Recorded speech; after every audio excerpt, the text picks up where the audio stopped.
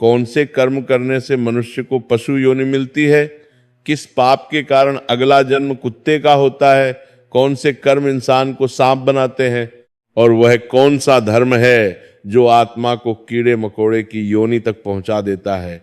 यह गहन ज्ञान स्वयं श्री कृष्ण ने गरुड़ देव को दिया था। तो आइए इस दिव्य कथा के माध्यम से कर्मों का यह गहरा रहस्य विस्तार से समझते हैं, ताकि हम जान सकें क्या करना है और क्या नहीं। एक दिन सूर्योदय के पश्चात जब द्वारका नगरी में शीतल पवन बह रही थी, गरुड़ देव श्री कृष्ण के दिव्य महल में पहुंचे। उनके पंखों पर सूर्य की किरणें चमक रही थीं, पर उनके मुख पर गहरी जिज्ञासा और चिंता की रेखाएं स्पष्ट दिख रही थीं। मन में एक प्रश्न था जो उन्हें भीतर से ये देखकर मेरा हृदय विचलित हो उठता है और मन में अनेक प्रश्न जन्म लेते हैं। कृपया बताइए, ऐसे कौन से पाप होते हैं जिनके कारण मनुष्य को पशु योनि प्राप्त होती है। श्री कृष्ण मंद मुस्कान के साथ गरुड़देव की ओर देखें। उनकी आंखों में असीम करुणा थी, उनका स्वर शांत था, पर शब्दों में गहरी गंभीरता और दिव्य ज्ञान समाया हुआ था। वे धीरे से बोले, गरुड़, तुम्हारा ये प्रश्न अत्यंत महत्वपूर्ण है।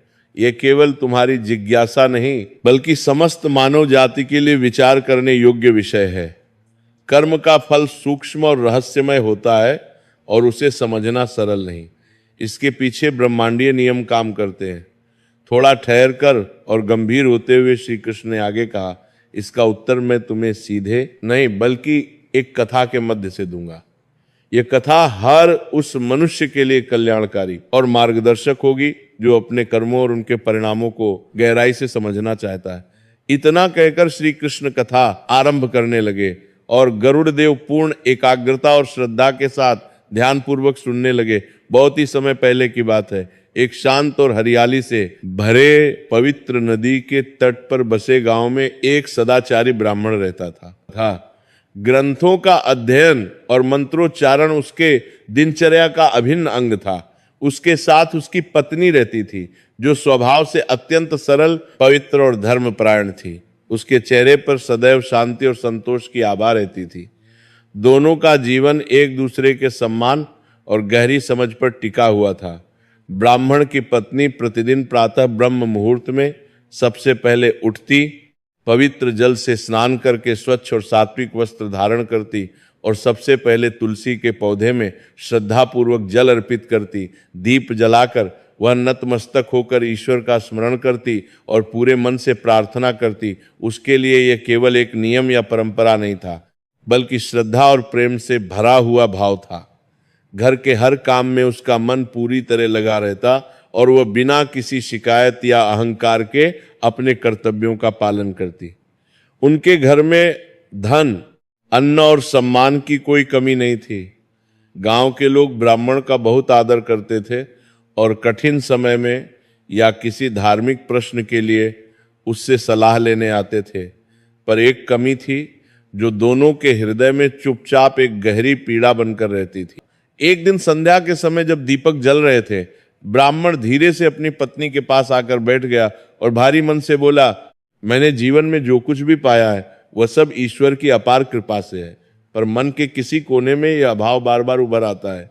क्या हमने कहीं कोई त्रुटि की है जो हमें यह सुख नहीं मिला? क्या हमारे पूर्व जन्म के कोई कर्म बाधा बन रहे? पत्नी ने शांत और धैर्यपूर्ण स्वर में उत्तर दिया, स्वामी, ईश्वर जो करता है वह हमारे परम कल्याण के लिए ही होता है। उसकी लीला को समझना कठिन है। संभव है ये भी हमारी किसी परीक्षा का समय हो। हमें धैर्य नहीं छोड़ना चाहिए और निरंतर श्रद्धा के साथ प्रार्थना करते रहना चाहिए। ईश्वर सबकी सुनते हैं, उनका समय सर्वोत्तम होता है। इसके बाद दोनों ने और अधिक नियम पूर्वक और भक्तिभाव से ईश्वर की उपासना आरंभ की। ब्राह्मण ने कठोर व्रत किए, निःस्वार्थ दान दिया और मन में तीर्थों का स्मरण किया।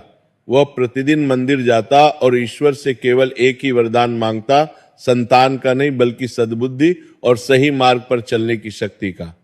पर मन के भीतर एक कोमल इच्छा भी छिपी रहती, जिसे वह शब्दों में नहीं बांधता था। समय धीरे धीरे बीतता गया। विवाह के 7 लंबे वर्ष पूरे हो गए। एक रात्रि ब्राह्मण की पत्नी ने एक अद्भुत और दिव्य स्वप्न देखा। उसने देखा कि एक तेजस्वी और पवित्र दिव्य प्रकाश उसके घर में प्रवेश कर रहा है। वह घबरा कर उठी, पर उसके मन में एक अजीब सी शांति और आनंद का भाव था। स्वप्न इतना स्पष्ट था कि वह दिन भर उसी के विचारों में खोई रही, पर वे आंसू दुख के नहीं, गहरी कृतज्ञता और भक्ति के थे। वो भावुक होकर बोला, लगता है ईश्वर ने हमारी प्रार्थना सुन ली है, अब हमारा कर्तव्य और भी बढ़ गया है। हमें इस पवित्र आत्मा को सही संस्कार, शिक्षा और मार्गदर्शन देने होंगे। यह जिम्मेदारी बहुत बड़ी है। समय आने पर शुभ मुहूर्त में उनके घर एक स्वस्थ और सुंदर पुत्र का जन्म हुआ। पूरा घर आनंद और उत्सव से भर गया। वर्षों से सूना पड़ा आंगन अब बालक की मधुर किलकारियों से गूंज उठा। ब्राह्मण और उसकी पत्नी उस बालक को देखकर सारी थकान और पीड़ा सब भूल गए। उनके लिए वो बालक केवल संतान नहीं, ईश्वर का अनमोल प्रसाद और आशीर्वाद था। ब्राह्मण बालक को प्रेम से गोद में लेकर अक्सर भावुक होकर कहता, मैं चाहता हूं कि मेरा पुत्र बड़ा होकर वेदों और शास्त्रों का महान ज्ञाता बने और धर्म के मार्ग पर दृढ़ता से चले, जैसे हमारे पूर्वज चले हैं।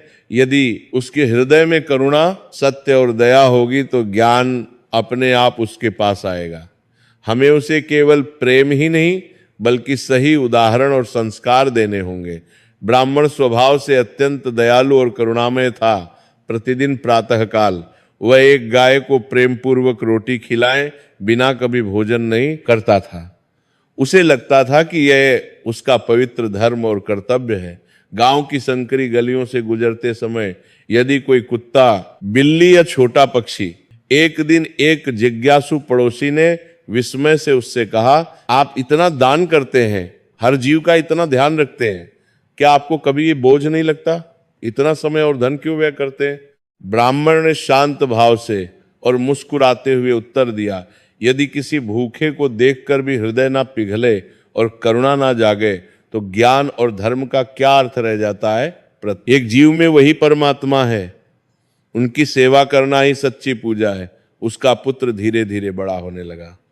ब्राह्मण उसे अपने साथ प्रेम से बैठाकर वेदों की मधुर ध्वनि सुनाता, मंत्रों का शुद्ध उच्चारण करवाता और साथ ही जीवन के छोटे छोटे पर महत्वपूर्ण संस्कार भी सिखाता।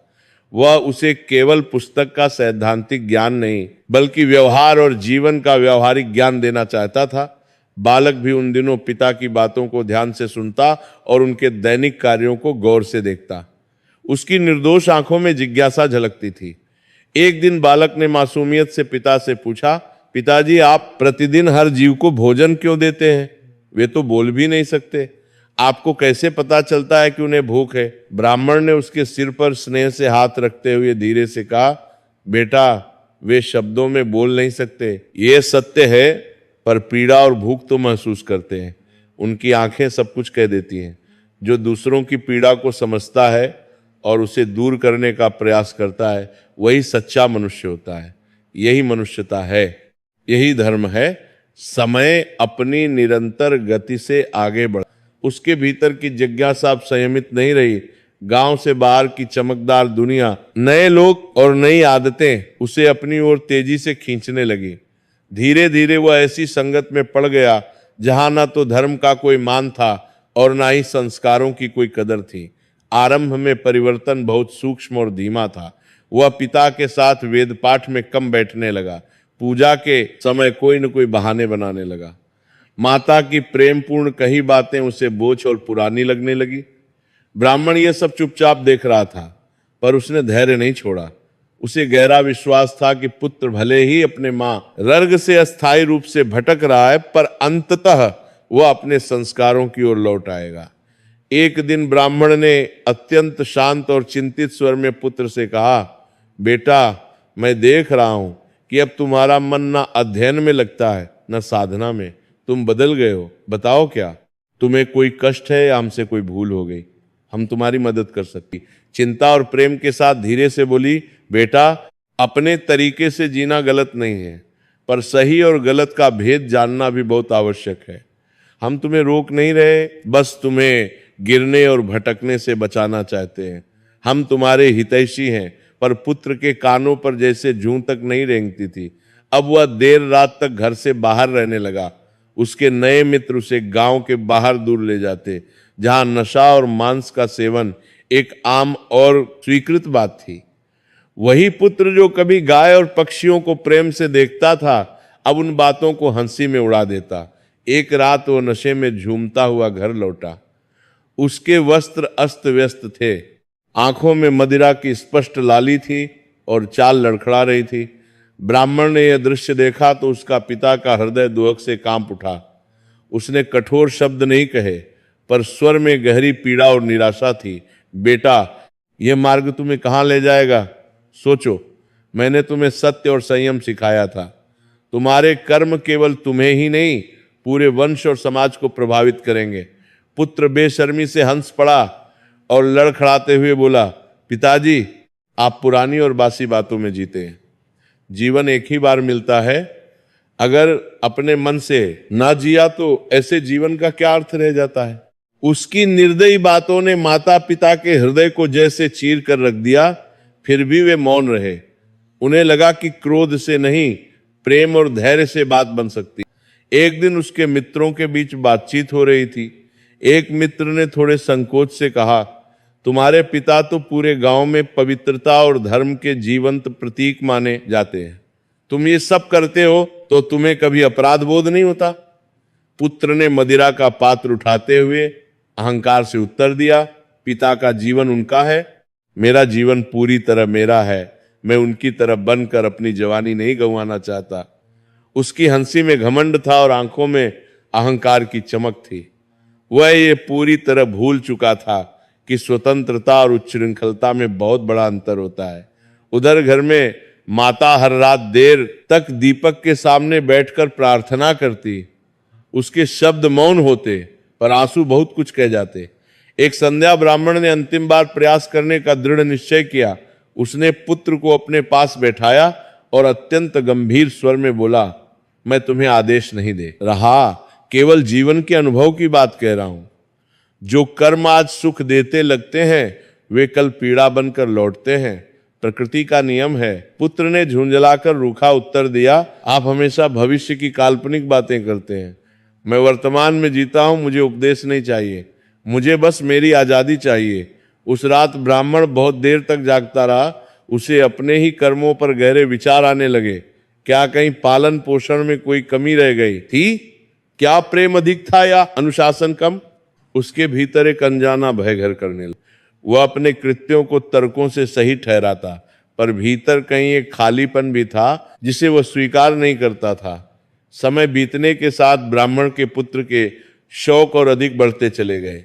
मदिरा, मांस और अय्यशी अब उसकी आदत नहीं, जरूरत और आवश्यकता बन चुकी थी। पर उसकी अपनी कोई कमाई नहीं थी। अब तक वो जो कुछ करता आया था पूरी तरह पिता के धन पर ही निर्भर था। धीरे धीरे ब्राह्मण के घर का सारा संचित धन उसी की गलत आदतों में पानी की तरह बह गया। जो घर कभी संतोष और सादगी का प्रतीक था, वहां अब अभाव ने दस्तक दे दी। एक दिन वो फिर पिता के पास आया। उसके स्वर में विनय नहीं, अधिकार और जबरदस्ती थी। उसने रूखे स्वर में कहा, मुझे अभी धन चाहिए, मेरे मित्र मेरी प्रतीक्षा कर रहे हैं, आज मुझे खाली हाथ नहीं जाना है, जल्दी दीजिए। ब्राह्मण ने उसकी आंखों में गहराई से देखा।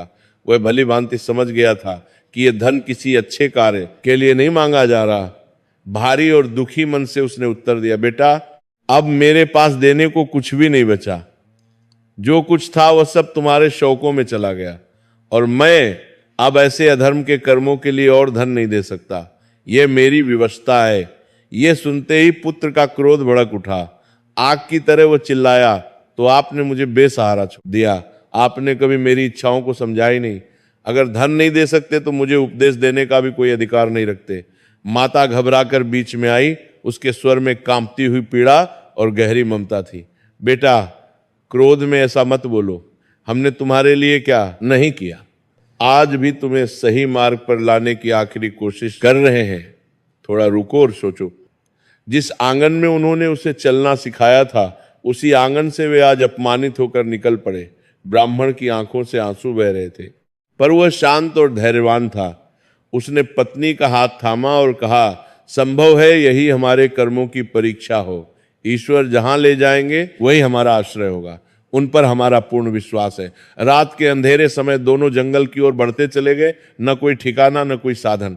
चलते चलते वह एक शांत आश्रम पहुंचे जहां एक वृद्ध और ज्ञानी गुरु रहते थे। गुरु ने उनके चेहरे पर पीड़ा और तप दोनों को पहचाना। आप यहां शरण लेने आए हैं? गुरु ने शांत स्वर में कहा। यह आश्रम सबके लिए खुला है, जब तक चाहे यहां निवास करें। ईश्वर सबके साथ है। उधर ब्राह्मण का पुत्र पूरी तरह पतन के मार्ग पर उतर चुका था। माता पिता के जाने के बाद उसके पास न धन बचा था न कोई सहारा, पर उसके शौक कम नहीं हुए। जब मदिरा और अय्याशी के लिए धन समाप्त हो गया तो उसने एक और घोर मार्ग चुन लिया। उसने जंगल में निर्दोष बेजुबान पशुओं का निर्दयता से शिकार करना शुरू कर दिया। उनका मांस बेचकर वह धन कमाता और उसी धन से फिर नशे में डूब जाता। एक रात उसके मित्रों के साथ बैठा वह गर्व से बोला, अब मुझे किसी पर निर्भर नहीं रहे। उसने ठहाका लगाया, वे अपने आश्रम और भजनों में खुश होंगे और मैं अपनी जिंदगी में जैसे जो पसंद है वही उसे करना चाहिए। समय इसी तरह बीतता गया, पाप और पाप जुड़ते चले गए। फिर एक दिन अचानक उसके शरीर पर लाल और भयानक फुंसियां निकल आईं। पहले उसने ध्यान नहीं दिया, पर कुछ ही दिनों में वे पूरे शरीर में तेजी से फैलने लगीं। उनमें असहनीय जलन और पीड़ा थी। वह न ठीक से बैठ पाता ना लेट पाता। रातें करवटें बदलते काटने लगीं। उसने घबराकर अपने मित्रों को बुलाकर कहा, मेरे शरीर में भयानक जलन हो रही है, शायद कोई खतरनाक बीमारी लग गई है। कुछ दिन मेरे साथ रहो, मुझे अकेला मत छोड़ो, मैं डर रहा हूं। मित्रों ने उसे ऊपर से नीचे तक घृणा से देखा। फुंसियों से रिश्ता रक्त और भयानक दुर्गंध उन्हें भयभीत कर रही थी। दोस्तों ने डरते हुए कहा, यह तो कोई भयानक और संक्रामक रोग लगता है, हमारे लिए खतरा हो सकता है। तुम किसी अच्छे वैद्य को दिखाओ, हम यहां नहीं रुक सकते। इतना कहकर वे एक एक कर तेजी से दूर गया। आज यह मित्र कहाँ हैं जिन्हें मैंने अपना सब कुछ माना और जिन माता पिता को मैंने निकाल दिया। वे मुझसे कितना निःस्वार्थ प्रेम करते थे। उसकी आंखों से आंसू बहने लगे। पहली बार उसे अपने कर्मों का भार महसूस हुआ। मैंने किसके लिए सब किया? मदिरा और मांस के लिए, क्षणिक सुख के लिए मैंने अपना सब कुछ खो दिया। अब उसे माँ की प्रार्थनाएं याद आने लगीं। पिता के शांत शब्द कानों में गूंजने लगे। शरीर की पीड़ा से अधिक मन की पीड़ा उसे जला रही थी। वह जान चुका था कि जिसने अपनों को ठुकराया वो अंत में अकेला ही रह जाता है। जंगल की खामोशी में उसकी सिसकियां गूंज रही थी। समय अब उसके लिए ठहर सा गया था। मित्रों के चले जाने के बाद ब्राह्मण का वो पुत्र पूरी तरह अकेला पड़ चुका था। शरीर पीड़ा से भरा था, मन पछतावे से। उसी एकांत में उसे पहली बार माता पिता की याद सच्चे अर्थों में आई। उसे लगा यदि इस संसार में अब भी कोई उसे स्वीकार कर सकता है तो वह केवल उसके माता पिता ही हैं। उसी क्षण उसने निश्चय किया कि वह उन्हें ढूंढेगा ना। यह जानता था कि वे कहाँ हैं, ना यह कि वे जीवित भी हैं या नहीं। फिर भी वो लंगड़ाते और कराते हुए जंगल के रास्ते पर चल पड़ा। हर कदम के साथ शरीर की जलन बढ़ रही थी, पर मन में एक ही भाव था, क्षमा मांगने का। चलते चलते वो जंगल की ओर भीतर पहुंच गया। कुछ दूर आगे बढ़ने पर अचानक उसे झाड़ियों में तेज हलचल सुनाई दी। उसका हृदय जोर जोर से धड़कने लगा। अगले ही क्षण उसकी आंखों के सामने एक भूखा तेंदुआ आ खड़ा हुआ। उसकी आंखें जलती हुई थी, शरीर दुबला था और चाल से स्पष्ट था कि वो कई दिनों से भूखा है। वो धीरे धीरे उसकी ओर बढ़ने लगा। ब्राह्मण का पुत्र भय से कांप उठा, उसके पैर जैसे जड़ हो गए। कांपती आवाज में वो बोला, मुझे मत मारो, मैं बहुत पीड़ा में हूं। मैं अपने माता पिता को खोजने जा रहा हूं। मेरे शरीर पर फोड़े हैं, मैं और नहीं सह सकता। तेंदुआ रुका। उसकी आंखों में कोई करुणा नहीं बल्कि कठोर स्मृति थी। गहरी गंभीर आवाज में वो बोला, तुम आज अपने प्राणों की भीख मांग रहे हो। जब तुमने निर्दोष पशुओं को मारा था तब उन्होंने भी जीवन की भीख मांगी होगी। तुमने तब उनकी पीड़ा नहीं सुनी। लड़के की आंखों से आंसू बहने लगे। वो बोला, मुझसे महापाप हो गया, मैं अज्ञान में था, मुझे नहीं पता था कि यह सब इतना भयानक परिणाम देगा। तेंदुआ एक कदम और आगे बढ़ा और बोला, अज्ञान का बहाना मत दो, तुम्हें सही और गलत का पूर्ण ज्ञान था। तुम एक धर्मनिष्ठ ब्राह्मण के पुत्र हो, फिर भी तुमने जानबूझकर अधर्म चुना। उसकी आवाज जंगल में गूंज रही थी। लड़का पीछे हटना चाहता था, पर शरीर ने साथ नहीं दिया। वह सिसकते हुए बोला, मैंने अपने माता पिता का घोर अपमान किया, आज मैं पूरी तरह अकेला हूं, मुझे एक अवसर और दे दो। तेंदुए की आंखों में एक अजीब सी चमक आई। वह बोला, तुम्हारी कथा मुझे अपनी याद दिलाती है। मैं भी एक समय मनुष्य था, मुझे भी जीवन का सही मार्ग पता था, फिर भी मैंने हिंसा और स्वार्थ को चुना। लड़के ने चौंक कर उसकी ओर देखा। उनका मांस खाता था और उसे अपना अधिकार समझता था। मृत्यु के बाद वह बोला, मुझे इस योनि में जन्म मिला, तब से आज तक इसी जंगल में भटक रहा हूं। लड़के का शरीर भय से सुन्न हो गया और बोला, तो क्या मेरे लिए भी यही भाग्य है? क्या मेरे पाप मुझे भी ऐसी ही योनि में ले जाएंगे?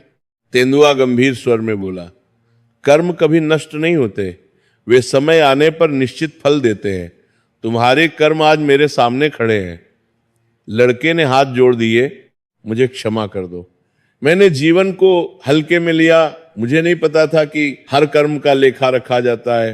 तेंदुआ कुछ क्षण शांत रहा, फिर बोला, पश्चाताप तब मूल्यवान होता है जब कर्म करने से पहले हो। आज का पश्चाताप तुम्हें पीड़ा से मुक्त नहीं कर सकता। आज मैं तुम्हें खाकर अपनी भूख मिटाऊंगा और तुम्हारे लिए यह भी तुम्हारे कर्मों का ही फल है। लड़का जोर से रो पड़ा, मां, पिताजी, मैंने बहुत बड़ी भूल की, काश समय लौट सकता, पर समय कभी लौटता नहीं। अगले ही क्षण तेंदुए ने उस पर झपट्टा मारा। जंगल की शांति एक चीख से टूट गई, फिर सब कुछ शांत हो गया। कुछ ही पलों में उस ब्राह्मण पुत्र का जीवन समाप्त हो गया। अचानक उसके सामने दो भयानक आकृतियां प्रकट हुई। उनके नेत्र अग्नि समान थे और हाथों में पाश था। वे यमदूत थे। एक यमदूत कठोर स्वर में बोला, तुम्हारा समय पूर्ण हो चुका है, अब तुम्हें अपने कर्मों का फल भोगना है। वे दोनों उसकी आत्मा को साथ लेकर यमपुरी की ओर चल पड़े। मार्ग में उसने अनेक आत्माओं को देखा। कोई रो रहा था, कोई कराह रहा था, कोई मौन खड़ा था। हर चेहरे पर अलग पीड़ा थी, पर कारण एक ही था, अपने कर्म।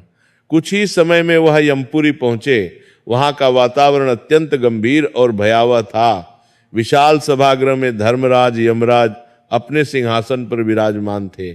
उनके मुख पर क्रोध था न करुणा, केवल पूर्ण न्याय। उनके समीप चित्रगुप्त अपने विशाल ग्रंथों के साथ खड़े थे।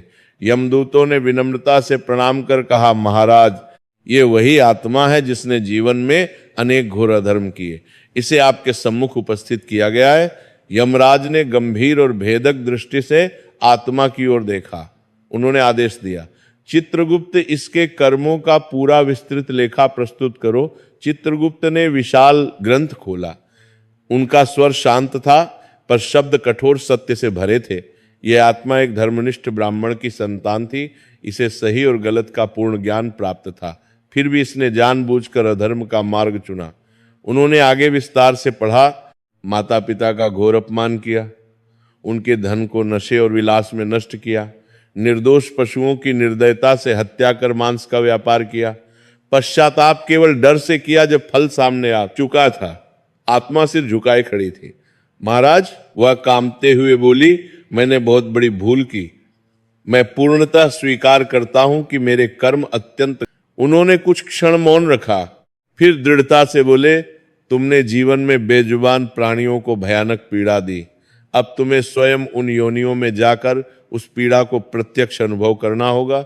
यमराज ने घोषणा की, तुम्हें पहले सांप की योनि दी जाती है, इसके बाद तुम कुत्ता, मेढक और कीड़े मकोड़े की योनियों में भी जन्म लोगे।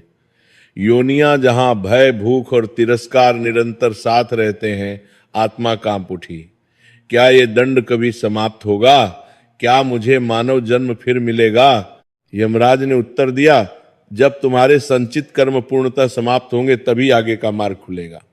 यह यात्रा अत्यंत लंबी है, पर न्यायपूर्ण है। इसके बाद यमदूतों ने उसे सांप की योनि में भेज दिया। अगले ही क्षण वह स्वयं को धरती लोक में एक सांप के रूप में अनुभव करने लगा। न भाषा थी, न अभिव्यक्ति, केवल भय और भूख। हर पल उसे मनुष्यों से खतरा था, हर जीव उसे मारने को तत्पर था। सांप की योनि में उसने पहली बार गहराई से समझा कि भय क्या होता है। पत्थरों के नीचे छिपकर रहना, भोजन के लिए संघर्ष करना और हर क्षण मृत्यु की आशंका उसे अपने पिछले जन्म की क्रूरता अब स्पष्ट दिखाई देने लगी। समय बीतने पर जब उस योनि का फल पूरा हुआ तो उसे दूसरी योनि में भेज दिया गया।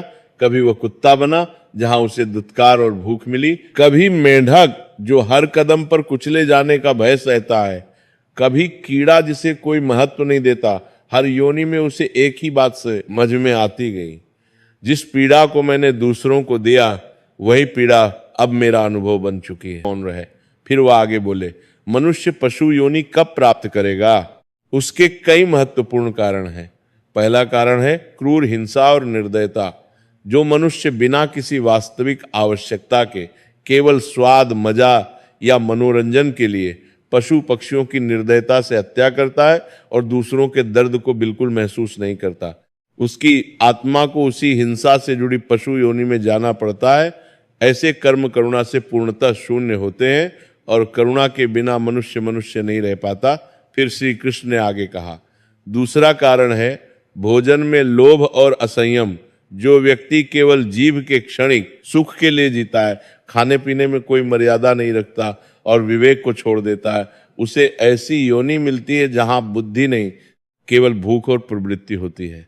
मनुष्य को भोजन करना चाहिए, भोजन को मनुष्य पर शासन नहीं करना चाहिए। तीसरे विषय पर वे बोले, तीसरा कारण है काम वासना में डूबा जीवन।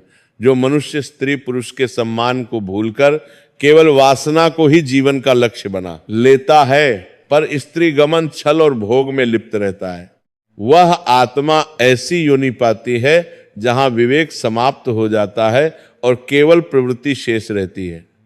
वासना पर नियंत्रण ना हो तो आत्मा नीचे की ओर गिरती है। गरुड़ देव अत्यंत ध्यान से सुन रहे थे। श्री कृष्ण ने आगे कहा, चौथा कारण है माता पिता और गुरु का अपमान।